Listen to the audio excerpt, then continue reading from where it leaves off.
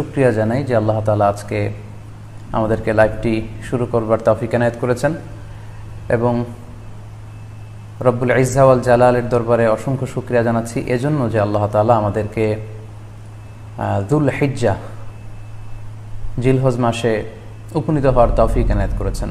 আমরা আজকে মালয়েশিয়াতে অলরেডি জিলহজ শুরু করে ফেলেছি এবং আমরা জানি যে এই জিলহজের প্রথম দশক মানে প্রথম 10টি দিন খুবই গুরুত্বপূর্ণ 10টি দিন, আল্লাহ তাআলার কাছে খুবই পছন্দনীয় এই 10 দিনের আমলগুলো, এমনকি জেহাদের চাইতেও বেশি হাদিসে এসেছে।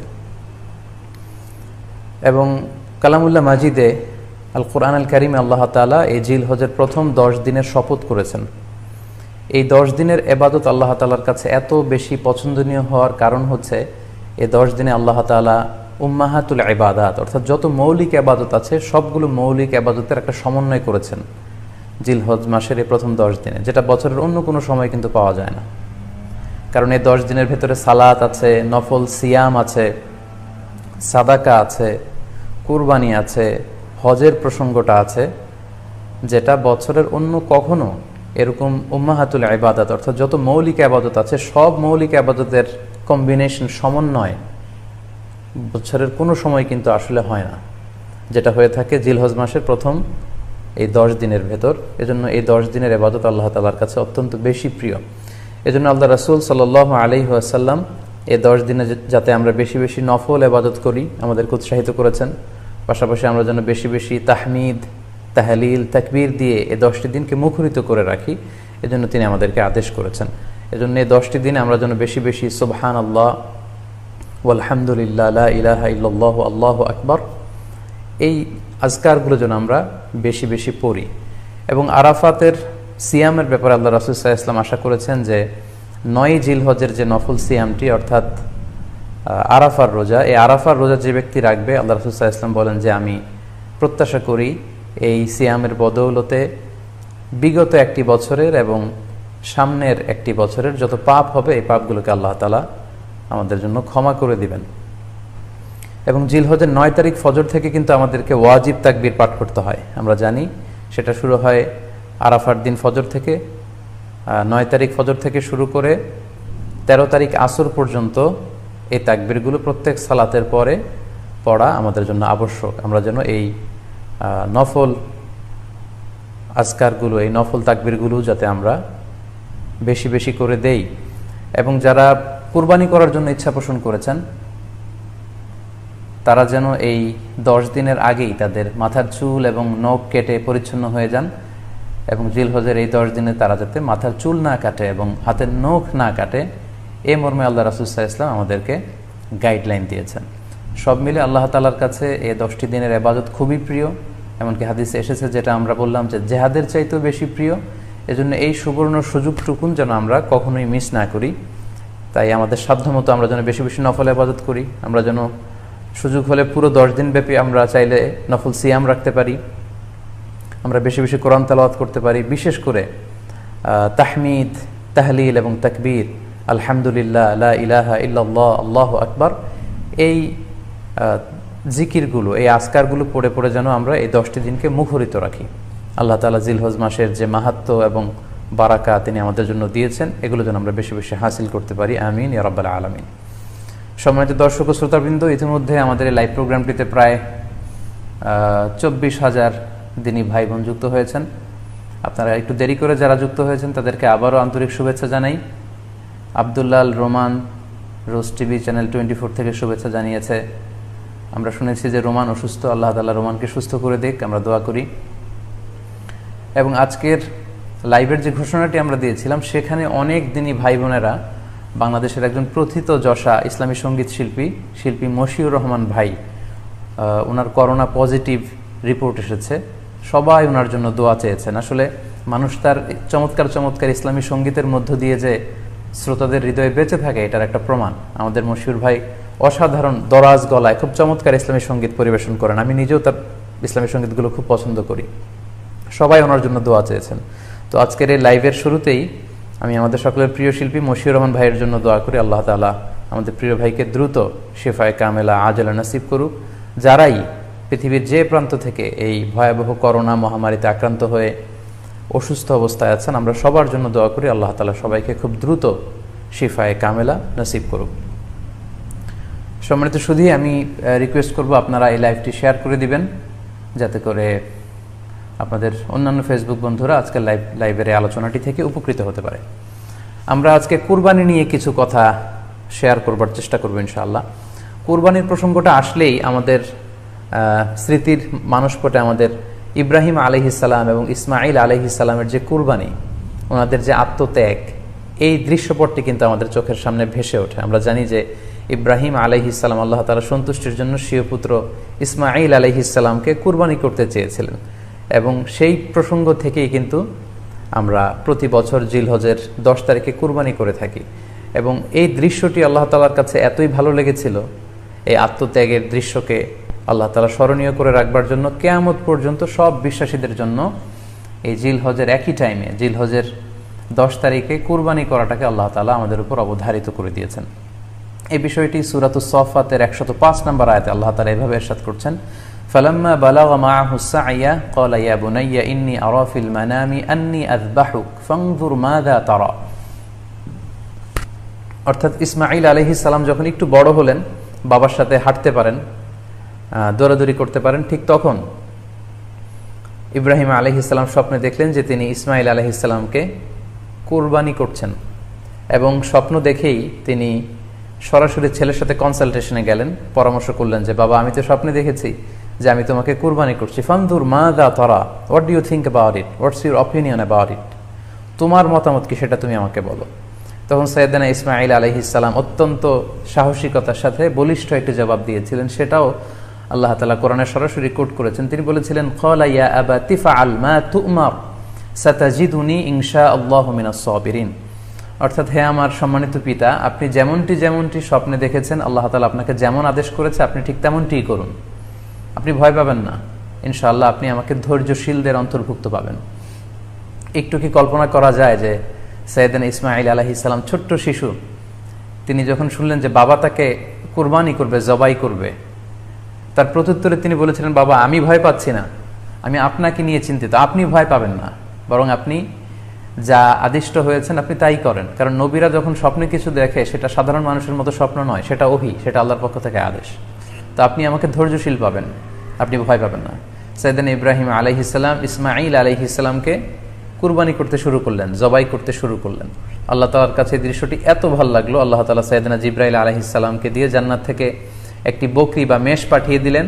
সাইয়েদনা ইসমাঈল আলাইহিস সালামকে ছুরির নিচ থেকে সরিয়ে ফেলা হলো, আর সেখানে ইসমাঈল আলাইহিস সালামের পরিবর্তে একটি জান্নাত থেকে আনা বকরি বা ছাগলকে সেখানে কুরবানি করা হলো। আল্লাহ তাআলা বললেন, কদ সাদ্দাকতা রুইয়া, ইব্রাহিম, তুমি তো তোমার স্বপ্নকে সত্যায়ন করেছো, বাস্তবে রূপান্তরিত করেছো, তুমি তো এই কঠিন পরীক্ষায় সফলতার সাথে উত্তীর্ণ হয়েছ।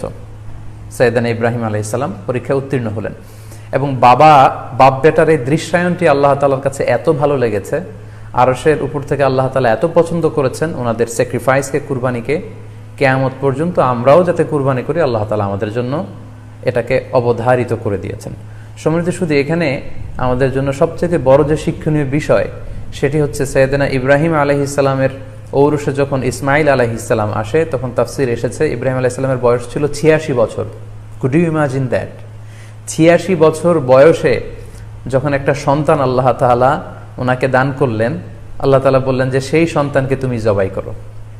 আমরা অনেক দম্পতির কথা জানি, তাদের সন্তান হয় না, 15 বছর, 20 বছর, 25 বছর পর অনেক সময় তাদের সন্তান হয়। সেই সন্তানটাকে তারা কত পছন্দ করে, সেই বাচ্চাটাকে তারা কত আদর করে। তো 86 বছর বয়সে আল্লাহ তাআলা ইসমাঈল আলাইহিস সালামকে দান করেছিলেন। এই আদরের সন্তানটাকে আল্লাহ তাআলা বলেন, তুমি কুরবানি করো। কারণ এই বয়স্ক অবস্থায় যখন ইব্রাহিম আলাইহিস সালাম ইসমাঈল আলাইহিস সালামকে পেয়েছিলেন, তখন তিনি হৃদয়টাকে উজাড় করে দিয়ে নিজের ছেলেটাকে ভালোবাসতে শুরু করলেন, এবং হৃদয়ের ভালোবাসার জায়গাটার মধ্যে যে সিংহাসন, সেই সিংহাসনে তিনি ইসমাঈলকে বসিয়েছিলেন।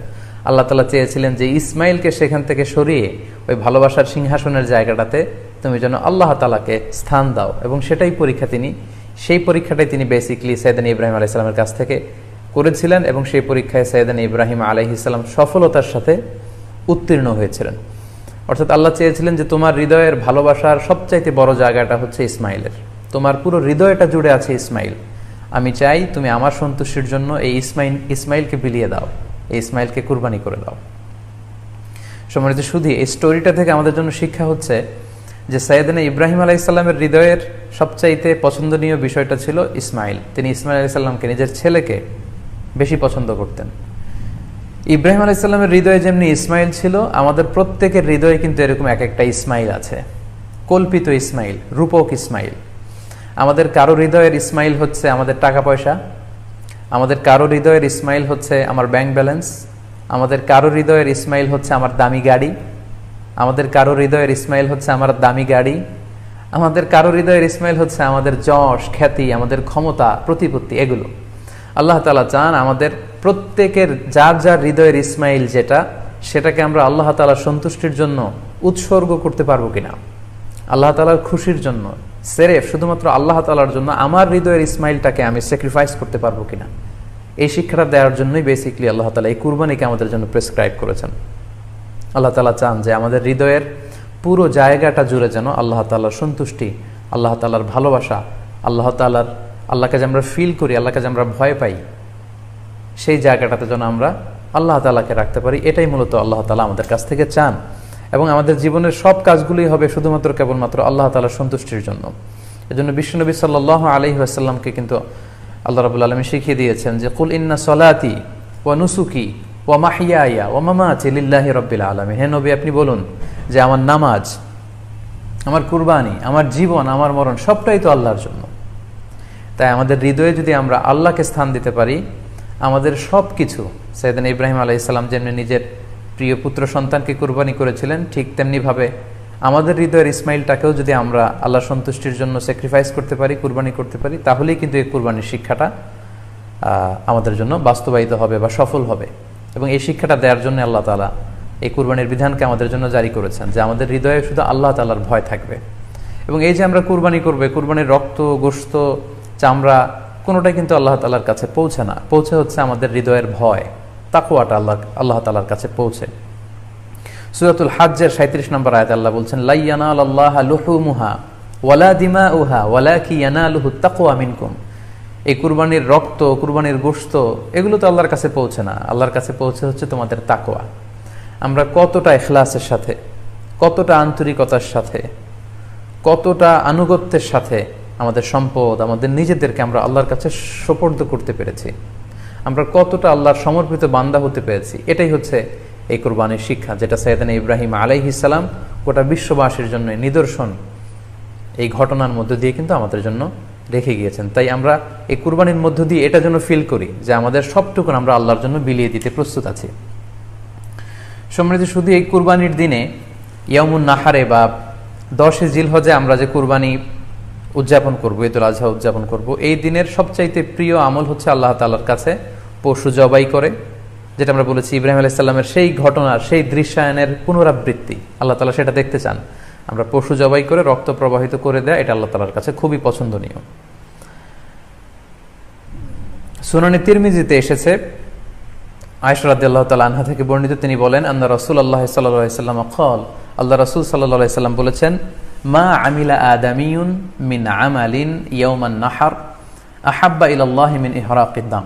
অর্থাৎ ইয়াউমুন নাহারে 10 জিলহজে পশু কুরবানি দিয়ে সে পশুর রক্ত প্রবাহিত করে দেওয়ার চেয়ে শ্রেষ্ঠ কোনো আমল আর আল্লাহর কাছে হতে পারে না, এর চেয়ে কোনো প্রিয় আমল আল্লাহর কাছে নেই। তার মানে কুরবানির দিনে সবচাইতে প্রিয় আমল, আল্লাহর কাছে পছন্দনীয় আমল হচ্ছে কুরবানি করা। তাই আমাদের যাদের সাধ্য আছে আমরা যেন বেশি বেশি কুরবানি করি। সম্মানিত, শুধু আমরা জানি যে এই কুরবানিকে আল্লাহ তাআলা আমাদের উপর আবশ্যক করেছেন। কুরবানির হুকুম সম্পর্কে যদি বলি তাহলে বলবো যে এটা ওয়াজিব হানাফি স্কুল অফ থট অনুযায়ী, কিন্তু অন্যান্য মাযহাবে এটাকে সুন্নাতে মুআক্কাদা বলা হয়েছে।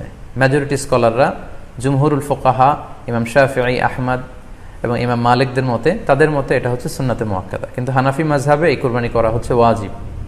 যেহেতু আমাদের বাংলাদেশে বেশিরভাগই হচ্ছে হানাফি মাযহাবের অনুসারী, সো এটা কিন্তু আমাদের জন্য অবধারিত। যাদেরকে আল্লাহ তাআলা সম্পদ দিয়েছেন, টাকা পয়সার মালিক বানিয়েছেন, স্বাবলম্বী করেছেন, আমাদের প্রত্যেকের উপর কিন্তু এই কুরবানি করাটা ওয়াজিব। যেহেতু কুরবানি একেবারে আমাদের সন্নিকটে, সো এই কুরবানি নিয়ে আমাদের মধ্যে অনেক ধরনের প্রশ্ন রয়েছে এবং বিগত কয়েকদিন ধরে আমার ফেসবুক পেজের বিভিন্ন স্ট্যাটাসে, আমার মেসেজ অপশনে অনেক ভাই, দিনী ভাই এবং বোনেরা অনেক অনেক প্রশ্ন করেছেন। আসলে এতগুলো প্রশ্নের উত্তর আসলে আমাদের পক্ষে করা সম্ভব হবে না। সেখান থেকে খুবই কন্টেম্পোরারি, খুবই রেলেভেন্ট, প্রাসঙ্গিক দুই একটি প্রশ্নের ব্যাপারে আলোচনা করে আমরা আজকের এই সংক্ষিপ্ত লাইভটি শেষ করবো ইনশাআল্লাহ। খুব বেশি যে প্রশ্নটি করা হয়েছে সেটি হচ্ছে জানতে চাওয়া হয়েছে 7 ভাগে কুরবানি করা যাবে কিনা। এই ধরনের প্রশ্ন কিন্তু আমরা আগে শুনতাম না। রিসেন্টলি কিছু কিছু স্কলারদের আলোচনা বা এতে করে লোকজন হয়তো বিভ্রান্তিতে ভোগেন কিংবা একটা ধোঁয়াশা তৈরি হয়, ফলে এই প্রশ্নটি করা হচ্ছে। আমরা আবহমান কাল থেকে আমাদের প্রিয় মাতৃভূমি বাংলাদেশে হয়তো ছাগল কুরবানি দিয়েছি অথবা গরু কুরবানি দিয়েছি সর্বোচ্চ 7 ভাগে। সো এটা আমাদের সবার কাছে জানা ছিল, এ নিয়ে আগে সংশয় ছিল না। ইদানিংকালে অনেকের মধ্যে এই বিষয়ে সংশয় জেগেছে। কেউ কেউ বলে থাকেন যে ভাগে যদি কুরবানি দেওয়া হয় 7 জনে মিলে, গরুতে বা মহিষে বা উটে, এই ভাগে কুরবানি হবে না, এটা অনেকে বলে থাকেন। এই কথাটি আসলে ঠিক নয়। আপনি যদি ভাগে কুরবানি দিতে চান এটি জায়েজ আছে, এবং একটি উটে বা মহিষে বা গরুতে আপনি সর্বোচ্চ 7টি ভাগে কুরবানি দিতে পারবেন ইনশাআল্লাহ। এ ব্যাপারে সহিহ মুসলিমের একটি হাদিসকে আমরা এখানে উল্লেখ করতে চাই। সাইয়েদনা জাবের রাদিয়াল্লাহু তাআলা আনহু থেকে বর্ণিত, তিনি বলেন, ক্বালা হাজাজনা মা রাসূলিল্লাহি সাল্লাল্লাহু আলাইহি ওয়াসাল্লাম, আমরা আল্লাহ রাসূল সাল্লাল্লাহু আলাইহি ওয়াসাল্লামের সাথে হজ করেছি। ফানাহারনাল বাঈরা আন সাবআ, সেখানে আমরা উট কুরবানি দিয়েছি 7 জনের পক্ষ থেকে। ওয়াল বাকারাতা আন সাবআ, আর আমরা সেখানে গরু কুরবানি দিয়েছি 7 জনের পক্ষ থেকে। খুব সুস্পষ্ট, একটি উটে ওনারা 7 জন অংশগ্রহণ করতেন, একটি গরুতে 7 জন অংশগ্রহণ করতেন। তো এই হাদিসের আলোকে অনেকে বলে থাকেন যে এটি হজের সময়, সফরের সময়, কিন্তু মুকিম অবস্থায় 7 ভাগে দেয়া যায় না। আসলে এই কথাটিও ঠিক নয়, কারণ সুনানে আবু দাউদের আরেকটি হাদিসে এসেছে যেখানে আল্লাহ রাসূল সাল্লাল্লাহু আলাইহি ওয়াসাল্লাম সুস্পষ্ট বলেছেন, সেখানে হজ বা কোনো সফরের উল্লেখ নেই। সেটা হচ্ছে জেনারেল স্টেটমেন্ট, অর্থাৎ আল বাকারাতু আন সাবআ, গরুতে সর্বোচ্চ 7 অংশ দিয়ে কুরবানি দেয়া যায়। ওয়াল জাযুরু আন সাবআ, আর উটের ক্ষেত্রেও সর্বোচ্চ 7 অংশ দিয়ে কুরবানি দেয়া যায়। তো এই হাদিস, দ্বিতীয় যে হাদিসটি উল্লেখ করলাম, এটা হচ্ছে জেনারেল স্টেটমেন্ট। সেখানে সফর, মুকিম কোনো কথা বলা হয়নি। ইন জেনারেলি বলা হয়েছে যে উটে 7 ভাগ দেয়া যায়, গরুতে 7 ভাগ দেয়া যায়। সো আমরা যারা ভাগে কুরবানি দিচ্ছি, 7 জন মিলে একটি গরু, আপনারা নিঃসন্দেহে সানন্দ চিত্তে নিশ্চিন্তে কুরবানি দিতে পারেন। সহিহ হাদিসের আলোকে এটি সাব্যস্ত, এতে কোনো সমস্যা নেই ইনশাল্লাহ। তবে ভাগে কুরবানিতে কিংবা যৌথ কুরবানিতে কয়েকটি বিষয় আমাদেরকে খেয়াল রাখতে হবে। নাম্বার 1 হচ্ছে নিয়ত। আপনাদের ইন্টেনশনটা ক্লিয়ার হতে হবে। প্রত্যেকেরই যাতে একই ইন্টেনশন থাকে, সবারই যাতে ইন্টেনশন থাকে যে শুধুমাত্র আল্লাহ তাআলার সন্তুষ্টির জন্য আমরা এই কুরবানি দিচ্ছি। এখানে কয়েকজনের যদি ইন্টেনশন থাকে যে আল্লাহর সন্তুষ্টি, অন্যজনের যদি নিয়তে ঝামেলা থাকে, তাহলে কিন্তু কুরবানিটা প্রশ্নবিদ্ধ হয়ে যাচ্ছে। কারণ ইন্নামাল আমালু বিন্নিয়াত, ইয়ানি ইন্নামা সাওয়াবুল আমালি বিন্নিয়াত, সমস্ত কাজের প্রতিদান দেয়া হবে আপনার ইন্টেনশন বা নিয়তের উপর ভিত্তি করে। সো এজন্য যারা খুব বেশি মুখলেস, খুব বেশি মুত্তাকি, তারা অনেক সময় যৌথ কুরবানি দিতে চান না। তাদের সামর্থ্য না থাকলে ছোট একটা ছাগল দিয়ে তারা একাকি কুরবানি দিতে চান। এটা safe, he want to be in the safer side. কারণ যৌথ কুরবানি দিতে দিতে যে কার মনে কি চিন্তা, কার মনে কি নিয়ত, আমরা কিন্তু কিছু জানি না। সো যদি যৌথ কুরবানি দেন, কুরবানির আগে সবাইকে এটা কনসার্ন করে দেওয়া, রিমাইন্ডার দেওয়া যে ভাই আমাদের কুরবানিটা হবে শুধুমাত্র কেবলমাত্র আল্লাহ তাআলা সন্তুষ্টির জন্য, অন্য কোনো নিয়তের জন্য না থাকে, তাহলে কিন্তু আমাদের কুরবানি বরবাদ হয়ে যাবে। এটা হচ্ছে প্রথম কনসার্ন। 2 নম্বর কনসার্ন হচ্ছে হালাল উপার্জন দিয়ে কুরবানি হতে হবে। যৌথ কুরবানিতে কেউ কেউ যদি এমন থাকে যাদের উপার্জন হালাল না, সেই কুরবানি কিন্তু আল্লাহ তাআলার দরবারে কবুল হবে না। সো এটা খুব গুরুত্বপূর্ণ একটা বিষয়। আরেকটা হচ্ছে লৌকিকতা। লৌকিকতা যদি থাকে তাহলেও কুরবানি কবুল হবে না। যৌথ কুরবানিতে কারো যদি এটা থাকে যে আমার গরুটা সবচেয়ে বড়, আমাদের গরুটা এলাকার সবচেয়ে বড় গরু, এবং সবাইকে বলে বেড়াচ্ছে যে এইবারের গরুটা সবচেয়ে বড় হয়েছে, আমার চেয়ে বড় গরু কেউ দিতে পারে না এই এলাকায়। তো এই জাতীয় যদি লৌকিকতা প্রবণতা কারোর মধ্যে থাকে, তাহলেও কিন্তু তার কুরবানি কবুল হবে না। সো যৌথ কুরবানি যদি আপনারা দিতে চান, এই বিষয়গুলো আমাদেরকে খেয়াল রাখতে হবে। আরও একটি প্রশ্ন খুব বেশি আমাদের কাছে জানতে চাওয়া হয়েছে, সেটা হচ্ছে কুরবানির সাথে আকিকা দেয়া যাবে কিনা। খুব বেশি আলোচনা হচ্ছে এই প্রসঙ্গটা যে আকিকার কুরবানির সাথে আকিকা দিয়ে দেয়া যাবে কিনা। এক্ষেত্রে আমরা উত্তরে বলবো যে কুরবানি এবং আকিকা আপনাদের খেয়াল রাখতে হবে যে ভিন্ন দুটি ইবাদত। প্রথম কথা হচ্ছে ইবাদত ভিন্ন দুটি ইবাদত। কারণ কুরবানি এটা বছরের একটা নির্ধারিত সময়, জিলহজের 10 তারিখে, এবং তারপরে আরো 2 দিন বা 3 দিন, এই সময়গুলোতে আপনি কুরবানি করতে পারবেন। তাহলে এটা হজের মৌসুমে জিলহজ মাসে করতে হয় কুরবানি। কিন্তু আকিকা কিন্তু এরকম না। আকিকা এটা যে কোনো মাসে হতে পারে। আকিকাটা হচ্ছে নবজাতক সন্তানের ভূমিষ্ঠ হওয়ার পরে শুকরিয়া স্বরূপ আল্লাহর কাছে যে কুরবানিটা করতে হয় সেটাকে আমরা বলি আকিকা। হাদিসে এসেছে আকিকা। তো সেটা হচ্ছে সন্তান কখন ভূমিষ্ঠ হলো সেটার উপর নির্ভর করে। কারো সন্তান রমাদানে হতে পারে, কারো সন্তান জিলহজ মাসেও হতে পারে, শাওয়ালে হতে পারে, রজাবে হতে পারে। সন্তান যেদিন জন্মগ্রহণ করবে তার প্রত্যেক সন্তানের আকিকা দিতে হয় তার সপ্তম দিনে, ওয়াইউহলাকু ওয়াইউসাম্মা, এবং সপ্তম দিনে মাথার চুল ফেলে দিতে হয়, তার সুন্দর একটি নাম রাখতে হয়। তাহলে আকিকার বিধান হচ্ছে সম্মানিত শুধু সন্তান জন্মগ্রহণ করার 7 দিন পরে। আমরা বুঝতে পারলাম আল্লাহ রাসূল সাল্লাল্লাহু আলাইহি ওয়াসাল্লামের ভাষ্য অনুযায়ী, কথা অনুযায়ী, কওল অনুযায়ী। এবার যদি আমরা আল্লাহ রাসূল সাল্লাল্লাহু আলাইহি ওয়াসাল্লামের আমল দেখি, ওনার ব্যক্তিগত আমল কি ছিল, সেক্ষেত্রে আমরা সহিহ ইবনে হিব্বানের একটি হাদিস উল্লেখ করব, যেটিকে ইবনে হাজার আল আসকালানী উনি ওনার ফাথুল বারিতে সহিহ হিসেবে উল্লেখ করেছেন। আয়েশা রাদিয়াল্লাহু তাআলা আনহার বর্ণনা, তিনি বলেন যে আক্কা রাসূলুল্লাহ সাল্লাল্লাহু আলাইহি ওয়াসাল্লাম আনিল হাসানি ওয়াল হুসাইনি ইয়াউমা সাবিঈ ওয়া সাম্মাহুমা। আল্লাহ রাসূল সাল্লাল্লাহু আলাইহি ওয়াসাল্লাম নিজে ওনার দৌহিত্র অর্থাৎ ওনার নাতি হাসান এবং হুসাইনের আকিকা নিজে করেছেন সপ্তম দিনে, এবং সপ্তম দিনে তাদের নাম রেখেছেন। একজনের নাম রেখেছেন হাসান, আরেকজনের নাম হুসাইন। অর্থাৎ হাসান রাদিয়াল্লাহু আগে জন্মগ্রহণ করেছিলেন, ওনার চেয়ে ছোট ছিল হুসাইন, উনি পরে জন্মগ্রহণ করেছেন। তো ওনাদের জন্মের পরে 7 দিন পরে আল্লাহ রাসূল সাল্লাল্লাহু আলাইহি ওয়াসাল্লাম ওনাদের আকিকা দিয়েছিলেন, এবং সপ্তম দিনে উনি আকিকাও দিয়েছেন এবং তাদের নামও রেখেছেন। তাহলে আল্লাহ রাসূল সাল্লাল্লাহু আলাইহি ওয়াসাল্লামের কওলি হাদিস, ওনার ভাষ্যমতে আমরা জানলাম উনি বলেছেন সপ্তম দিনে আকিকা দিতে হয়, এবং ওনার ব্যক্তিগত আমল থেকে আমরা জানতে পারলাম যে উনি ওনার 2 নাতির আকিকা দিয়েছেন সপ্তম দিনে এবং নাম রেখেছেন।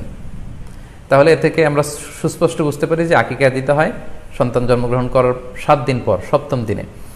যদিও তবারানিতে আরেকটি হাদিস এসেছে যেখানে বলা হয়েছে যে আকিকা সপ্তম দিনেও দেয়া যায়, 14তম দিনে দেয়া যায়, 21তম দিনে দেয়া যায়। যদি সপ্তম দিনে কেউ দিতে না পারে কোনো কারণে, তাহলে 14তম দিন, না পারলে 21তম দিন। তাহলে সুস্পষ্টভাবে উল্লেখ আছে যে আকিকার সময়সীমা সপ্তম দিনের কথা আমাদেরকে বলা হয়েছে। তো সেক্ষেত্রে আপনার সন্তান জন্মগ্রহণ করলে আপনি শুকরিয়া স্বরূপ কুরবানি করবেন, আত্মীয় স্বজনকে খাওয়াবেন, আকিকার গোশত নিজেরাও খাবেন। তো এটা যদি আপনি কুরবানির জন্য রেখে দেন তাহলে তো সন্তান দুনিয়াতে আসার এই আনন্দটা থাকে না। একজন যখন সন্তান পায় সে কেমন যেন আকাশের চাঁদ হাতে পায়। তো তখন তার 7 দিনের মধ্যে যে আনন্দটা থাকে, ওই দিন তার নাম রাখা হবে, আত্মীয় স্বজনরা আসবে, বাচ্চাকে দেখবে, দোয়া করবে, তখন আকিকা করে গোশত নিজে খাবেন, আত্মীয়দের খাওয়াবেন, পাড়া প্রতিবেশীদেরকে দিবেন। এটা হচ্ছে সন্তান ভূমিষ্ঠ হওয়ার উপলক্ষকে কেন্দ্র করে এই আকিকা। সো এটাকে কুরবানির সাথে মিক্স আপ করার কোনোই প্রয়োজন নেই, এবং এক্ষেত্রে সুস্পষ্ট গাইডলাইন হচ্ছে যে সপ্তম দিনে আকিকাটা দিতে হয়। সো আমরা যেন সপ্তম দিনে আকিকাটা দেই। তবে হ্যাঁ, এখন প্রশ্ন হচ্ছে সপ্তম দিনে কেউ দিতে পারেননি, 14তম দিনেও দিতে পারেননি, 21তম দিনেও দিতে পারেননি, হাতে টাকা ছিল না, সামহাও কোনো কারণে মিস করেছেন, তখন আপনি যখন সুযোগ হয় তখন করে দেন। ওই প্রেক্ষাপটে আপনি যদি কুরবানির সময়ও আকিকা দিয়ে দিতে চান, এটা আদায় হয়ে যাবে ইনশাল্লাহ, আশা করা যায় আদায় হয়ে যাবে, এবং এটা জায়েজ আছে। তবে এটা সুন্নাহ নয়। সুন্নাহ হচ্ছে সপ্তম দিনে আকিকা দেওয়া। পাশাপাশি গরু দিয়ে, মহিষ দিয়ে, উট দিয়ে আকিকা দেওয়াও কিন্তু সুন্নাহ নয়। আকিকা দেওয়া সুন্নাহ হচ্ছে ছাগল দিয়ে। হ্যাঁ, গরুর 7 ভাগে 1টি ভাগ কুরবানির সাথে যদি আপনি আকিকা দিতে চান, আকিকা আদায় হয়ে যাবে, এটা জায়েজ আছে, কিন্তু এটা সুন্নাহ নয়। সুন্নাহসম্মত হচ্ছে আকিকা সপ্তম দিনে দেয়া এবং ছাগল দিয়ে দেয়া। ছেলের ক্ষেত্রে 2টি ছাগল, মেয়ের ক্ষেত্রে 1টি ছাগল। আশা করি কুরবানির সাথে আকিকার প্রসঙ্গটি আপনাদের কাছে ক্লিয়ার হয়েছে। সম্মানিত শুধু এবার আমরা শুনবো আরও একটি most asked question in this corona period, COVID-19 outbreak period. সেটা হচ্ছে এই করোনা পরিস্থিতিতে কুরবানি না দিয়ে কুরবানির টাকা দান করে দিলে ওই সওয়াব পাওয়া যাবে কিনা। এই প্রশ্নগুলো কিন্তু আমরা আগে শুনতাম না। রিসেন্ট সময়ে, গত কয়েক বছর আগে আমরা খেয়াল করেছি যে তারকা জগতের কিছু লোক বা নাটক সিনেমা জগতের কিছু লোক এরকম ঘোষণা দিয়েছে যে আমরা টাকা বন্যার্ত লোকদেরকে দিয়ে দিলাম, আমরা কুরবানি দেব না। তো ওনাদেরকে আল্লাহ এত টাকা দিয়েছেন, ওনারা বন্যার্ত লোকদেরকেও সহায়তা করতে পারেন, আবার কুরবানিও করতে পারেন। সো একটা দিয়ে আরেকটা হবে না। আপনি যদি টাকা দান করে দেন এটা সাদাকার সওয়াব হবে, কিন্তু কুরবানির সওয়াব কিন্তু আপনি পাবেন না। আল্লাহ রাসূল সাল্লাল্লাহু আলাইহি ওয়াসাল্লাম বলেছেন, কুরবানি করলে যেই প্রাণীটার কুরবানি করা হলো ওই প্রাণী তার শিং নিয়ে, তার গায়ের পশম নিয়ে, পায়ের খুরগুলো নিয়ে কিয়ামতের ময়দানে দাঁড়াবে। সো এই সওয়াব থেকে কিন্তু আপনি বঞ্চিত হয়ে গেলেন। তাই এ ব্যাপারে সুস্পষ্ট কথা হচ্ছে, আপনি যদি কুরবানির টাকা দান করে দেন, দানের সওয়াব হবে, কিন্তু কুরবানির সওয়াব হবে না, এবং কুরবানির এই ওয়াজিব বিধানটিও কিন্তু আদায় হবে না। আপনার উদ্দেশ্য ভালো, কিন্তু আপনার পদ্ধতিতে সমস্যা। আপনার উদ্দেশ্য হচ্ছে যে বন্যা দুর্গত মানুষ, সাতক্ষীরাতে বা আশেপাশের জেলাগুলোতে বন্যায় মানুষ না খেয়ে মারা যাচ্ছে, আমি টাকাগুলো দান করে দেই, তাহলে বেশি তারা উপকৃত হবে। আমি বলবো যে আপনার যদি সামর্থ্য থাকে সেক্ষেত্রে আপনি বন্যার্থ লোকদেরকে দানও করেন, পাশাপাশি কুরবানিও করেন, দুই জিনিস। অথবা আপনি যদি শুধু কুরবানি করতে চান সেটাও আপনি করতে পারেন। আপনি কুরবানি করবেন, এতে করে কিন্তু আপনি যে দান করতে চান আপনার এই পারপাসটাও কিন্তু সার্ভ হবে। কিন্তু কুরবানির টাকা দান করে দিলে কখনো কুরবানি আদায় হবে না। আপনি যদি কুরবানি করেন এক্ষেত্রেও কিন্তু দরিদ্র জনগোষ্ঠীর বিশাল স্বার্থ এখানে আছে, কারণ বছরের একটা দীর্ঘ সময় ধরে এই সুবিধাবঞ্চিত মানুষগুলো কিন্তু আমিষের অভাবে তারা ভোগে, পুষ্টিহীনতায় ভোগে। তারা এমনও অনেক ফ্যামিলি আছে বছরে শুধু এই কুরবানির সময় এই মৌসুমটাতে তারা কিছু গোশত খেতে পারে। সো তাদের মধ্যে আপনি কুরবানি করে এই গোশত বিতরণ করতে পারেন। সো এই কোভিড-19 পিরিয়ডে আমাদের উচিত বেশি বেশি কুরবানি করা, কুরবানি করে এই অভুক্ত মানুষদের ঘরে ঘরে কুরবানির গোশত পৌঁছে দেয়া। তাহলে আপনি কুরবানির মাধ্যমে কিন্তু এই গোশত বিতরণ করে তাদের সহায়তা করতে পারলেন। পাশাপাশি যারা খামারি আছে, আপনি কুরবানি করলে এই তাই খামারিদের এই ব্যবসা প্রসেসেও কিন্তু আপনি অংশগ্রহণ করলেন। আপনি তাদের ব্যবসাতে, আল্লাহ তাআলা সুদকে হারাম করেছেন, ব্যবসাকে হালাল করেছেন, তাহলে ব্যবসার মতো একটা চমৎকার কাজেও আপনি সহায়তা করলেন কুরবানির মধ্য দিয়ে। আরও একটা গুরুত্বপূর্ণ বিষয় হচ্ছে, আমাদের গ্রাম বাংলায় কিন্তু আমাদের অনেক গরিব লোকজন আছে বা মা বোনেরা আছে যারা সারা বছর ব্যাপী ছাগল পালে এই আশায় যে কুরবানির সময় ছাগলটাকে বিক্রি করবে, অথবা গরু পালে। গ্রামগঞ্জে অনেক পরিবার আছে যে বছর শেষে কুরবানির সময় আসলে তারা এটা ভালো দামে বিক্রি করবে এবং সেই টাকা দিয়ে সারা বছর চলবে। সো আপনি যদি কুরবানি করেন তাহলে ওই প্রান্তিক জনগোষ্ঠীকেও কিন্তু সহায়তা করা হলো। পাশাপাশি কুরবানির এই সময়গুলোতে হাজার হাজার কসাইদের একটা জীবিকার ব্যবস্থা হয়। তারা গরু জবাই করে, চামড়া খোলে, গোশত কাটে। তো এই কুরবানির দিনগুলোতে কিন্তু হাজার হাজার কসাইদের হালাল জীবিকার একটা ব্যবস্থা হয়। কসাইরা কিন্তু কোটিপতি হয় না। সো আপনি এই কুরবানির প্রসেসটাকে যদি আরো বেশি প্রমোট করেন তাহলে এই কসাইদেরও কিন্তু একটা রিজিকের ব্যবস্থা হচ্ছে। আরো ইন্টারেস্টিংলি, কুরবানির যে চামড়া, পশুর যে চামড়া, এই চামড়াগুলো কিন্তু ইয়াতিমের হক, গরিবদের হক। সো আপনি কুরবানির চামড়া বিক্রি যদি করে দেন, চামড়া চাইলে আপনি ব্যবহার করতে পারেন, অথবা বিক্রি করলে এটা কিন্তু ইয়াতিমখানাতে, মাদ্রাসাগুলোতে, অভাবী মানুষদেরকে এই দামটা কিন্তু দিয়ে দিতে হয়। ফলে কুরবানির এই চামড়া থেকে কিন্তু মাদ্রাসাগুলো বা ইয়াতিম ছাত্রছাত্রীরা উপকৃত হচ্ছে। তাহলে এখানে অনেক বিষয় জড়িত। যদিও বর্তমান সময়ে চামড়া শিল্প ধ্বংস করার একটা বিশাল পায়তারা চলছে, চামড়ার দাম পড়ে যাচ্ছে। তো আমরা যদি কুরবানি না দিই আমাদের চামড়া শিল্প হুমকির মুখে পড়বে। এবং এই যে হাজার হাজার মাদ্রাসা এবং এতিমখানা আছে যাদের একটা বড় ইনকামের বা আয়ের উৎস হচ্ছে কুরবানির সময় এই চামড়ার টাকা। সো মানে with all this discussion it seems that through sacrifice you can contribute more. আপনি যদি কুরবানি করেন এবং এটা যদি বেশি বেশি করেন তাহলে আপনি যে চাচ্ছেন অসহায় মানুষদেরকে সহায়তা করতে, এটা আরো বেশি বেশি করা হলো, বেশি বেশি করা হলো। তাদেরকে গোশত বিতরণ করে আপনি সহায়তা করলেন, খামারিদেরকে ব্যবসার ক্ষেত্রে সহযোগিতা করলেন, গ্রামের যে নারীরা ছাগল পাললো, গরু পাললো তাদের সহায়তা করলেন, কসাইদের হালাল জীবিকার জন্য সহযোগিতা করলেন, মাদ্রাসার ইয়াতিম ছাত্রদেরকে আপনি সহায়তা করলেন। সো আমি বলবো যে কখনো এই ভুল সিদ্ধান্ত নেবেন না যে কুরবানির টাকা আমি দান করে দেবো। না, আপনি কুরবানি করবেন, এতে আপনার কুরবানির ওয়াজিবও আদায় হবে, গরিবদেরকে সহযোগিতাও করা হবে। সেক্ষেত্রে যদি আপনি স্বাস্থ্য ঝুঁকি মনে করেন এই করোনা পরিস্থিতিতে, সেক্ষেত্রে আপনি সরাসরি হাটে যেতে না চাইলে অনলাইনে গরু ক্রয় করতে পারেন। গতকাল আমি কয়েকটি বিশ্বস্ত সংস্থা বা ফাউন্ডেশনের নাম উল্লেখ করেছি আমার পেজে, যারা এই কুরবানির সার্ভিসটা দিচ্ছে। তারা বিশ্বস্ত, আপনারা তাদের কাছে টাকা পাঠিয়ে আপনি কয় ভাগে কুরবানি দিচ্ছেন জানাতে পারেন, আপনার নাম্বার দিয়ে রাখতে পারেন। তারা কুরবানির দিন, কুরবানির শেষে আপনাকে SMS করে জানিয়ে দিবে যে আপনার কুরবানি হয়েছে, আপনার কুরবানি আদায় হয়ে গেল। অনেকে না বুঝে অনেক বিরূপ মন্তব্যও করেছেন গতকালের স্ট্যাটাসটিতে। আসলে যে এই সংস্থাগুলোর কথা আমি উল্লেখ করেছি তাদের সাথে সরাসরি আমার কোনো সম্পৃক্ততা নেই, বরং এটা জনকল্যাণমূলক একটা কাজের অংশ হিসেবেই মূলত আমি অল্টারনেটিভ একটা সহজ পদ্ধতি, যারা হাটে যেতে চান না, গোশত বন্টন করা এবং করোনা পরিস্থিতির কারণে স্বাস্থ্য ঝুঁকি মনে করে যারা কুরবানি একেবারে দিতেই চাচ্ছেন না, তারা যেন এই ভুলটি না করেন, বরং অন্তত এই সংস্থাগুলোর কাছে টাকা পাঠিয়ে তারা যেন তাদের ওয়াজিব কুরবানির বিধানটি পালন করেন, এজন্য মূলত এই স্ট্যাটাসটি দেওয়া হয়েছিল। আরও একটি সহজ পদ্ধতি আছে, সেটা হচ্ছে যারা শহুরে জীবনযাপন করছেন, শহরে আছেন, তারা চাইলে কিন্তু আপনার গ্রামের আত্মীয় স্বজনদের কাছে আপনার টাকা পাঠিয়ে দিয়ে কুরবানি আদায় করতে পারেন। টাকা পাঠিয়ে দিলে তারা আপনার পক্ষ থেকে ছাগল বা গরু কিনে কুরবানি করে তারা গোশত খেয়ে উপকৃত হলো, আশেপাশের গরিব আত্মীয় স্বজনদের মধ্যে বিতরণ করে এই কুরবানির প্রক্রিয়াটা আদায় হলো। এটাও খুব সহজে কিন্তু করা যেতে পারে। আর কুরবানির ক্ষেত্রে প্রতিনিধিত্ব জায়েজ আছে। অন বিহাফ অফ ইউ, অন্য কেউ আপনার পক্ষ থেকে কুরবানি করতে পারবে, আপনি টাকা দিয়ে দিলেই হলো। আর যারা হাটে যে নিজে দেখে শুনে গরু ছাগল কিনে এনে নিজে কুরবানি করে সব ব্যবস্থাপনা করতে পারবেন, আয়োজন করতে পারবেন, সেটা সবচাইতে ভালো। সেটা তো নূরুন আলা নূর, এটা নিয়ে কোনো কথা নেই। তবে সেক্ষেত্রে এই করোনা পরিস্থিতিতে হাটে যাওয়া, কুরবানি করা, সেক্ষেত্রে পরিপূর্ণভাবে স্বাস্থ্যবিধি মেনে চলতে হবে এবং সর্বোচ্চ সতর্কতার পরিচয় আমাদেরকে দিতে হবে, যাতে করে কুরবানিকে কেন্দ্র করে এই রোগের এই মহামারী যাতে আরো বেশি করে আমাদের মাঝে ছড়িয়ে পড়ার কোনো সুযোগ না পায়। আশা করি কুরবানির টাকা দিয়ে দিলে কুরবানি আদায় হবে কিনা এই ব্যাপারটি আপনারা বুঝতে পেরেছেন। এবার আমরা আসি, আরেকটি প্রশ্ন আমাদের কাছে খুব বেশি এসেছে, সেটা হচ্ছে কুরবানির পশু অনলাইনে ক্রয় করা যাবে কিনা। খুবই রেলেভেন্ট একটি কোশ্চেন, যেহেতু এখন অনেকেই হাটে যেতে চাচ্ছেন না করোনা পরিস্থিতির কারণে। অনলাইনে আমরা অনেক কেনাকাটা করি, ফলে অনলাইনে কুরবানির পশুটা ক্রয় করা যাবে কিনা, এটা হচ্ছে প্রশ্ন। এক্ষেত্রে উত্তর হচ্ছে জি, অন্যান্য জিনিস আপনি যেমনি অনলাইনে ক্রয় করেন সেগুলো যেমনি জায়েজ, অনুরূপভাবে অনলাইনে কুরবানির পশুও ক্রয় করা জায়েজ। বিভিন্ন ডেইরি ফার্ম আছে, অ্যাগ্রো ফার্ম আছে এবং বিভিন্ন গরু ছাগলের খামার আছে। তারা কিন্তু আমি দেখলাম যে বিক্রয়.com না রকমারি.com আমি দেখলাম যে তারা গরুর অ্যাড দিচ্ছে, গরুর ভিডিও সেখানে আপলোড করে দিচ্ছে, সেখানে তাদের ক্লায়েন্টরা সেটা দেখে তারা গরু ক্রয় করছে। যে এটা জায়েজ আছে ইনশাল্লাহ।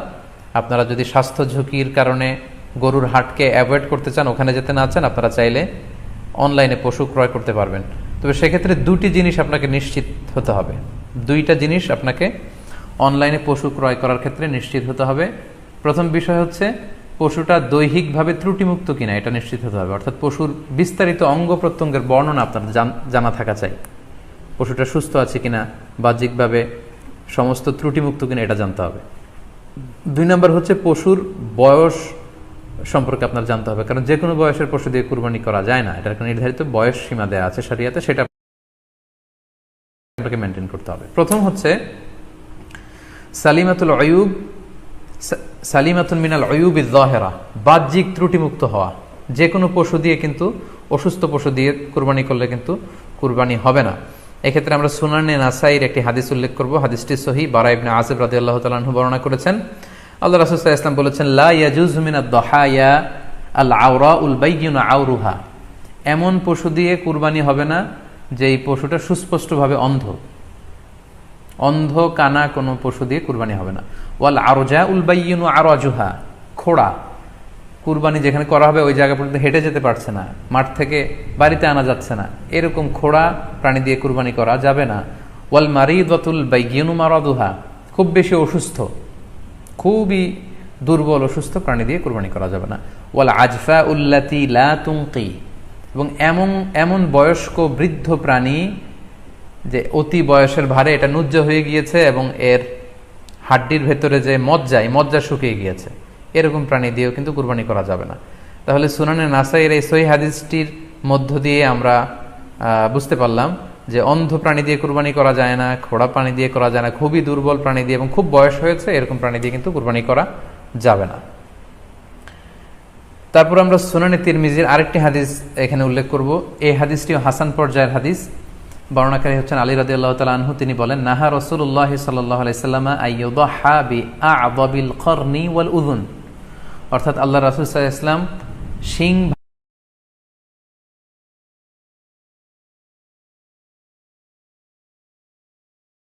ভাঙা এবং কান কাটা এরকম প্রাণী দিয়ে কুরবানি করতে নিষেধ করেছেন। অর্থাৎ ব্রোকেন হর্নস অ্যান্ড ইয়ার্স, কোনো পশুর যদি শিং দুটো ভাঙা থাকে অথবা কান কাটা থাকে, এরকম প্রাণী দিয়ে কুরবানি করলে কুরবানি আদায় হবে না। পশুর কানের ব্যাপারে আরো সুস্পষ্ট হাদিস এসেছে সুনানে তিরমিজিতে, এটিও হাসান পর্যায়ের হাদিস। বর্ণনাকারী সাইয়েদনা আলী রাদিয়াল্লাহু তাআলা আনহু, তিনি বলেন যে নাহা রাসূলুল্লাহ সাল্লাল্লাহু আলাইহি ওয়াসাল্লাম আইয়ুদহা বিমুকাবালা আও মুদাবারা আও শারকা আও খরকা আও জাদআ, অর্থাৎ আল্লাহ রাসূল সাল্লাল্লাহু আলাইহি ওয়াসাল্লাম মুকাবালা মানে এমন প্রাণী যে প্রাণীর কানের সামনের অংশ কাটা, এরকম প্রাণী দিয়ে কুরবানি করা যাবে না। আও মুদাবারা, এমন প্রাণী যে প্রাণীর কানের পেছনের অংশ কাটা, সেটা দিয়ে কুরবানি করা যাবে না। আও শারকা, অথবা কানের মাঝখানে কাটা, দুই দিক ঝুলে আছে, করা যাবে না। আও খরকা, অথবা কানের ভেতরে ছিদ্র, পশুর কানে যদি ছিদ্র থাকে, কেটে যে ছিদ্র হয়ে গিয়েছে, ড্রিলড হয়ে গিয়েছে, সেই প্রাণী দিয়ে কুরবানি করা যাবে না। আও জাদাআ, অথবা নাক কাটা, এরকম প্রাণী দিয়ে কুরবানি করা যাবে না। তাহলে আল্লাহ রাসূল সাল্লাল্লাহু আলাইহি ওয়াসাল্লামের ভাষ্য মতে এই প্রাণীগুলো দিয়ে কুরবানি করা যাবে না। ফলে আপনি অনলাইনে যদি পশু ক্রয় করতে চান, আপনার যে পশুটা ক্রয় করবেন এটা বাহ্যিকভাবে সুস্থ আছে কিনা, অঙ্গ প্রত্যঙ্গের বিস্তারিত বর্ণনার ভিডিওতে আপনাকে ক্রস চেক করে এবং বাড়িতে আনার পরে সেটাকে দেখে এই পারচেজটা আপনাকে নিশ্চিত করতে হবে। 2 নাম্বার খেয়াল রাখবার বিষয় হচ্ছে পশুর বয়স। কুরবানির পশুর একটা নির্ধারিত বয়স সীমা আছে। সেক্ষেত্রে উটের জন্য 5 বছর হওয়া লাগবে কমপক্ষে, গরু বা মহিষের ক্ষেত্রে কমপক্ষে 2 বছর হতে হবে, এবং ছাগলের ক্ষেত্রে কমপক্ষে 1 বছর হতে হবে। আবার বলছি, উট 5 বছর, গরু 2 বছর এবং ছাগল 1 বছর। তবে মেষ বা ভেড়া, দুম্বা এগুলো যদি 6 মাসের হয়, দেখতে যদি মোটা সোটা হয়, 1 বছরের মতো মনে হয়, তাহলে সেগুলো দিয়েও কুরবানি করা যাবে। সেক্ষেত্রে পশুর যে দাঁত আছে, নিচের পাটির যে পশুর দাঁত, এই দাঁতগুলোর পাশে 2টা ধারালো দাঁত থাকে, এগুলো উঠেছে কিনা এগুলো দেখে দেখে আপনারা পশুর বয়সকে নির্ণয় করতে পারবেন। তাহলে অনলাইনে ক্রয়ের ক্ষেত্রে আমাদের উত্তর হচ্ছে যে অনলাইনে আপনি পশু ক্রয় করতে পারবেন। সেক্ষেত্রে আপনাকে 2টি বিষয়ে খুব খেয়াল রাখতে হবে। এক হচ্ছে পশুর অঙ্গ প্রত্যঙ্গ ঠিক আছে কিনা, বাহ্যিকভাবে সব ধরনের ত্রুটিমুক্ত কিনা। 2 নম্বর হচ্ছে পশুর বয়স। এই 2টি জিনিস যদি আপনি এনশিওর করেন, আপনি অনলাইনে পশু ক্রয় করে সেটা দিয়ে কুরবানি করলে কুরবানি হয়ে যাবে ইনশাল্লাহ, কোনো সমস্যা নেই।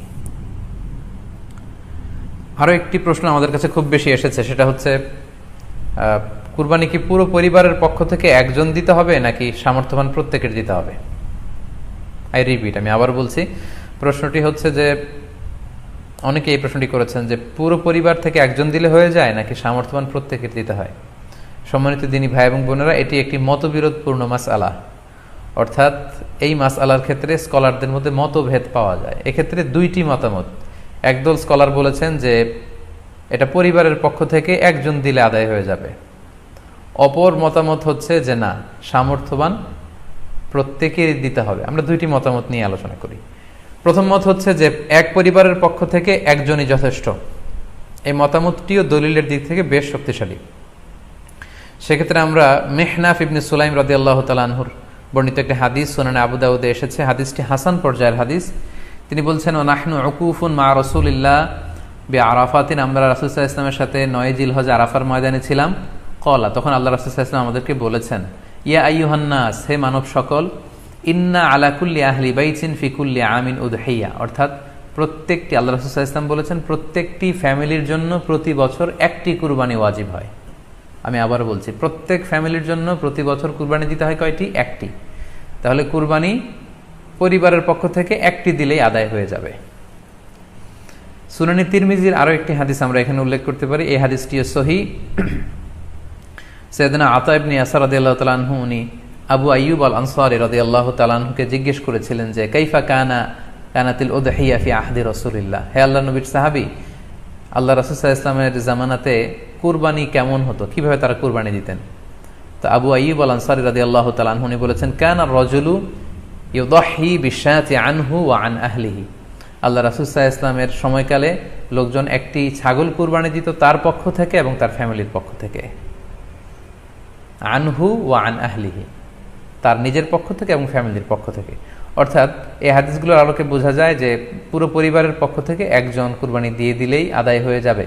স্বামীও চাকরি করেন, স্ত্রীও চাকরি করেন, স্বামীরও টাকা আছে, স্ত্রীর টাকা আছে, দুইজনের আলাদা করে দিতে হবে না। স্বামী যদি একটা ছাগল কুরবানি দিয়ে দেয়, তাহলে স্ত্রীর পক্ষ থেকে, পুরো ফ্যামিলির পক্ষ থেকে কুরবানি আদায় হয়ে যাবে। এই হাদিসগুলোর আলোকে বোঝা গেল। দ্বিতীয় আরেকটি মত আছে, সেই মতটি হচ্ছে প্রত্যেক সামর্থ্যবানের উপর ওয়াজিব। এটি ইমাম আবু হানিফার মত এবং আমাদের বাংলাদেশে এটিরই প্রচলন হয়ে এসেছে। আমরা এই মতামতটিকেই বেশি আমরা শুনে থাকি সব জায়গায়, যে যারাই সামর্থ্যবান প্রত্যেকের আলাদাভাবে দিতে হয়। স্বামী সামর্থ্যবান হলে স্বামীর দিতে হবে, স্ত্রী সামর্থ্যবান হলে স্ত্রীকে দিতে হবে, ছেলেরা হলে ছেলের দিতে হবে। এটা প্রত্যেকের আলাদাভাবে ইন্ডিভিজুয়ালি দিতে হয়। এবং সেক্ষেত্রে ওনারা দলিল দিচ্ছেন সুনান ইবনে মাজার একটি হাদিস, হাদিসটি সহিহ, যেখানে আল্লাহ রাসূল সাল্লাল্লাহু আলাইহি ওয়াসাল্লাম বলেছেন, মান কানা লাহু সাআহ, যার সামর্থ্য আছে কিন্তু ওয়ালাম ইউদাহি, সামর্থ্য থাকার পরেও সে কুরবানি দেয় না, ফালা ইয়াকরাবান্না মুসাল্লানা, সেজন্য ঈদুল আজহার দিন আমার ঈদগাহে না আসে নামাজ পড়তে। আল্লাহ রাসূল সাল্লাল্লাহু আলাইহি ওয়াসাল্লাম হুঁশিয়ারি বাণী ঘোষণা করেছেন, ধমক দিয়েছেন যে সামর্থ্য থাকার পরেও যে কুরবানি দেয় না সেজন্য আমার ঈদগাহে না আসে। এই হাদিসের আলোকে ওনারা বলেছেন মান কানা লাহু সাআহ, যার সামর্থ্য আছে, ওনারা বলছেন যে এটা ইন জেনারেল, ব্যাপক, যারই সামর্থ্য আছে তাকিয়ে দিতে হবে।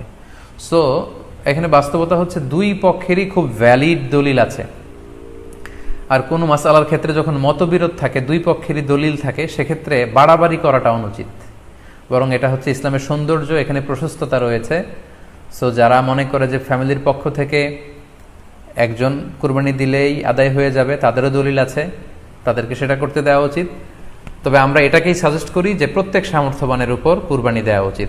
এতে করে যিনি কুরবানি দিবেন উনি সওয়াব পেয়ে উপকৃত হলেন, আবার উনি কুরবানি দেওয়ার কারণে গোশত বিতরণ করলেন, ফলে গরিবরা উপকৃত হলো। সো সামর্থ্যবান প্রত্যেকেরই উচিত বেশি বেশি কুরবানি দেয়া। আশা করি এই মাসালাটাও আপনারা বুঝতে পেরেছেন। সম্মানিত, শুধু আমরা আমাদের লাইভের একেবারে শেষের দিকে চলে এসেছি। আমরা খুব বেশি লম্বাচড়া করতে চাই না, যদিও বলেছিলাম সংক্ষিপ্ত লাইভ, মাঝখানে একবার ইন্টারনেট এবং ইলেকট্রিসিটি চলে যাওয়ার কারণে একবার ইন্টারাপ্ট হলো। এ পর্যায়ে আমরা অল্প কয়েকটি রিমাইন্ডার আপনাদের সাথে শেয়ার করে আজকের আলোচনাটুকু আমরা এখানেই জবনিকা টানবো, এখানে আমরা আলোচনাটি শেষ করবো ইনশাআল্লাহ। প্রথম যে রিমাইন্ডারটি আপনাদের সাথে আমি শেয়ার করতে চাই সেটি হচ্ছে, সম্মানিত সুধী, আমরা অনেকেই বাজার থেকে পশু আনার সময় বা কুরবানি করার সময় পশুর সাথে অনেক বেশি অমানবিক আচরণ করি। এতে করে কিন্তু আপনার কুরবানিটা, পুরো কুরবানির প্রক্রিয়াটাই প্রশ্নবিদ্ধ হয়ে যেতে পারে। তাই আজকের লাইভের মধ্য দিয়ে যারাই আপনারা যুক্ত হয়েছেন, আমি সবাইকে বলছি আমরা যাতে পশুর সাথে মানবিক আচরণ করি, কুরবানির পশুর সাথে এমন কোনো আচরণ যাতে না করি যাতে ওর কষ্ট না হয়, আমরা যেন এটা খেয়াল রাখি। বিশেষ করে জবাই করার আগে পশুকে ভালোভাবে রশি দিয়ে বেঁধে নেয়া এবং ছুরিটা, যেই ছুরি দিয়ে জবাই করা হবে সেটা খুব ধারালো থাকা। আল্লাহ রাসূল সাল্লাল্লাহু আলাইহি ওয়াসাল্লাম কিন্তু এই দিক নির্দেশনা আমাদেরকে দিয়েছেন। সুবহানাল্লাহ, ইসলাম যে কতটা চেক অ্যান্ড ব্যালেন্স, কতটা ভারসাম্যপূর্ণ জীবন বিধান। আল্লাহ রাসূল সাল্লাল্লাহু আলাইহি ওয়াসাল্লাম সহিহ মুসলিমের বর্ণনায় তিনি বলছেন, ইযা যাবাহতুম ফাআহসিনু যিবহা, তোমরা যখন জবাই করবে সেখানেও তোমরা ইহসান করো। কেননা আল্লাহ তাআলা সব জায়গায় ইহসানকে অবধারিত করেছেন। আমরা জীবনে যাই করব না কেন সেটা ইহসানের সাথে করতে হবে। তো পশুটাকে কিন্তু আমি জবাই করব, স্লটার করব, আল্লাহ রাসূল সাল্লাল্লাহু আলাইহি ওয়াসাল্লাম বললেন যখন স্লটার করবে, জবাই করবে, তখনও সেটার প্রতি ইহসান করে তোমরা জবাই করো না। ওয়া ইযা যাবাহতুম ফাআহসিনু যিবহা, সেক্ষেত্রেও তোমরা সফট হার্টেড হও, সেটাকে ইহসানের সাথে জবাই করো। কিভাবে ইহসানের সাথে জবাই করবে? ওয়ালিউহিদ্দা আহাদুকুম শাফরাতাহু ওয়ালিউরিহ যাবিহাতাহু, তোমরা তোমাদের ছুরিটা খুব বেশি করে ধারালো করে নাও, যাতে করে খুব স্মুথলি স্লটারিংটা হয়ে যায়, খুব স্মুথলি কুরবানিটা তাড়াতাড়ি হয়ে যায়, যাতে প্রাণীটার কষ্ট না হয়। আমরা প্রায়ই আমাদের ব্যাখেয়ালে বা অবহেলাবশত কুরবানির পশু ট্রাক থেকে নামানো, হাট থেকে নিয়ে আসা, এমনভাবে আমরা কুরবানির পশুর সাথে ট্রিট করি, এতে করে কিন্তু অনেক অমানবিক আচরণ আমাদের দ্বারা প্রকাশ পেয়ে যায়। সো আমরা যদিও এটাকে জবাই করব, আমরা যেন ইহসানের সাথে জবাই করি, এই বিষয়টা যেন আমরা খেয়াল রাখি। এটা হচ্ছে প্রথম রিমাইন্ডার। দ্বিতীয় রিমাইন্ডার হচ্ছে, আমাদের দেশে প্রায় এটা ঘটে, জবাই করার পরে অনেক কসাইরা তাড়াতাড়ি এই পশুটার দেহ থেকে প্রাণ বের হয়ে যাওয়ার জন্য ছোট ছুরি দিয়ে জবাই করা প্রাণীটার গলার মধ্যে খোঁচা মারতে থাকে, গলায় বারবার খোঁচা মারতে থাকে। এটা কিন্তু ঠিক না। স্পাইনাল কর্ডে যদি আপনি জবাই করার পরে বারবার খোঁচা মারেন, তাহলে কিন্তু এই প্রাণীটার অপমৃত্যু হতে পারে, অর্থাৎ এটা স্বাভাবিক কোনো মৃত্যু নয়।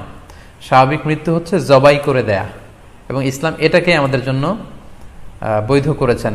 আমরা জানি যে পাশ্চাত্যে গরুর মাথায় বুলেট মারা হয়, অথবা ইলেকট্রিক্যাল শক দিয়ে ওটাকে হত্যা করা হয়, অথবা ভারী কোনো লোহার হাতুড়ি দিয়ে গরুর মাথায় আঘাত করে সেটাকে মারা হয়। কিন্তু ইসলাম এগুলোকে নিষেধ করেছে।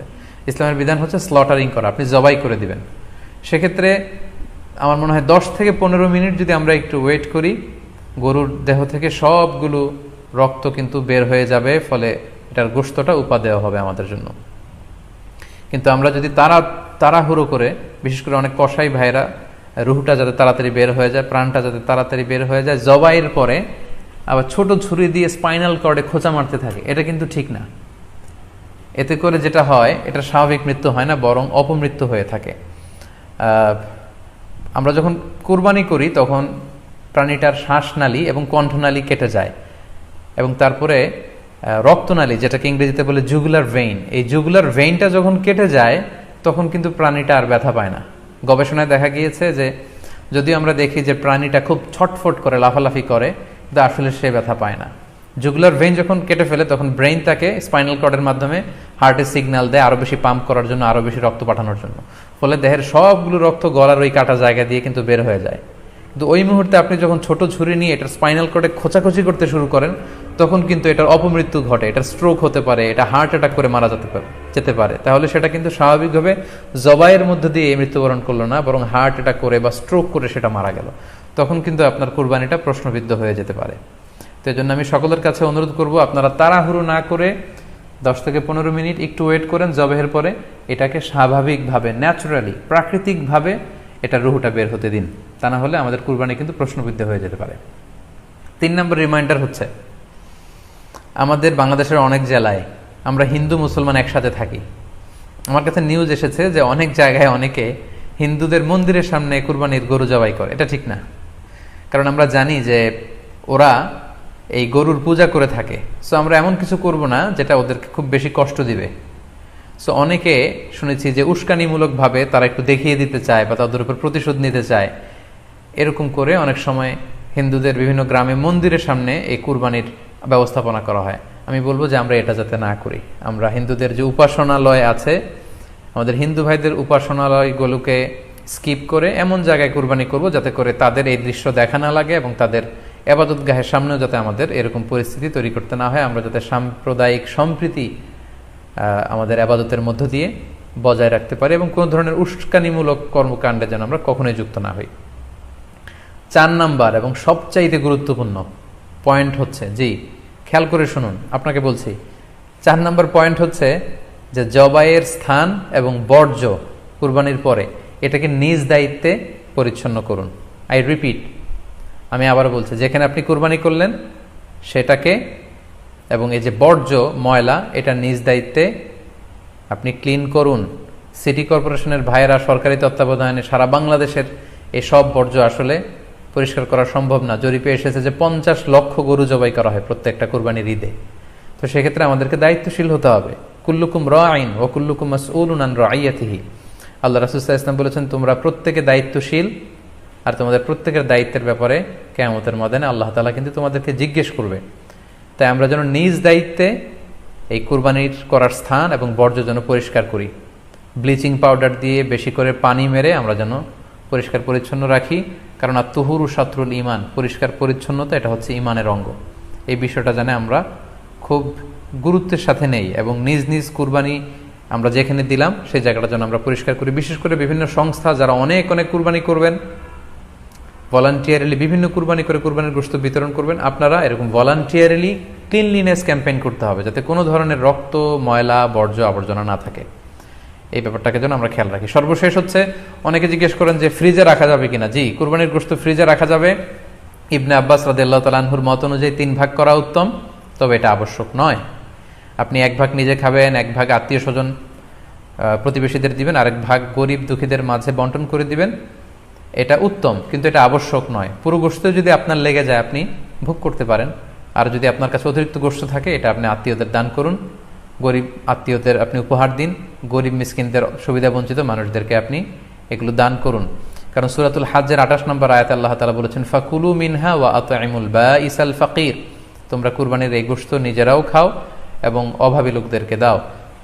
এবং সহিহ বুখারীতে আল্লাহ রাসূল সাল্লাল্লাহু আলাইহি ওয়াসাল্লামের একটি বর্ণনা, আল্লাহ রাসূল সাল্লাল্লাহু আলাইহি ওয়াসাল্লাম বলেছেন, কুলু ওয়া আতঈমু ওয়াদাখিরু, অর্থাৎ কুরবানির গোশত তোমরা খাও, ওয়া আতঈমু মানে অন্যদের খাওয়াও, ওয়াদাখিরু এবং তোমরা এটাকে প্রিজার্ভ করে রাখো বা জমা করেও রাখতে পারো। অর্থাৎ আপনি চাইলে ফ্রিজে রাখতে পারবেন, আপনি পরবর্তীতে খেতে চাচ্ছেন আপনি রাখতে পারবেন ইনশাআল্লাহ। সো উত্তম হচ্ছে 3 ভাগ করে 1 ভাগ নিজে খাওয়া, 1 ভাগ আত্মীয় স্বজনদের, প্রতিবেশীদের দেয়া এবং 1 ভাগ অভাবী, সুবিধা বঞ্চিত, গরিব মিসকিনদের মাঝে বন্টন করে দেয়া। এবং অবশ্যই অবশ্যই যাদের সামর্থ্য আছে আপনারা বেশি বেশি কুরবানি করুন এবং এই কুরবানির মধ্য দিয়ে আমরা অনেক অনেক প্রান্তিক জনগোষ্ঠী, সুবিধা বঞ্চিত মানুষ, তাদের কাছে আমাদের সহায়তাগুলো পৌঁছে দিতে পারবো। সম্মানিত সুধী, আপনাদের সবাইকে আবারও শুকরিয়া জানাই। দীর্ঘ সময় নিয়ে আপনারা আমাদের লাইভ প্রোগ্রামটিতে জয়েন করেছেন। এখনও দেখা যাচ্ছে প্রায় 22,700 দিনী ভাই বোন আমাদের লাইভটি শুনছেন, আপনাদের সবাইকে আবারও আন্তরিক শুভেচ্ছা এবং অভিনন্দন। আমরা কামনা করি যে আল্লাহ তাআলার কাছে আমরা ফরিয়াদ করি জিলহজ মাসের প্রথম 10 দিনের যে বারাকা রাহমা, আমরা যেন নফল আবাদত করে করে বেশি বেশি তাকবীর তাহলিল দিয়ে এই দিনগুলো যেন মুখরিত রাখতে পারি, বেশি বেশি নফল আবাদত করতে পারি, নফল রোজা রাখতে পারি। বিশেষ করে অবশ্যই আরাফার দিনের রোজা যাতে আমরা মিস না করি। এবং যদিও করোনা পরিস্থিতির মধ্যে দিয়ে আমরা সবাই আতঙ্কিত, তারপরেও গোটা মুসলিম উম্মার জন্য আমরা দোয়া করি যে এই ঈদ উল আজহার উৎসব যাতে আমরা ভাব গাম্ভীর্যের সাথে আবাদতের মধ্য দিয়ে, আনন্দ উৎসবের মধ্য দিয়ে পালন করতে পারি। আপনাদের সবার জন্য আমি দোয়া করছি, আমি নিজেও আপনাদের সবার কাছে দোয়া চাই। আল্লাহ তাআলা আপনাদের সবাইকে ভালো রাখুক, সুস্থ রাখুক, ঈমানের সাথে রাখুক। আবারও হয়তো কোনো লাইভে দেখা হয়ে যাবে, আপনারা লাইভটি শেয়ার করবেন বলে আশা করছি। সুবহানাকাল্লাহুম্মা বিহামদিকা আশহাদু আল্লা ইলাহা ইল্লা আনতা আস্তাগফিরুকা ওয়া আতুবু ইলাইক। ওয়াসসালামু আলাইকুম ওয়া রাহমাতুল্লাহি ওয়া বারাকাতুহু।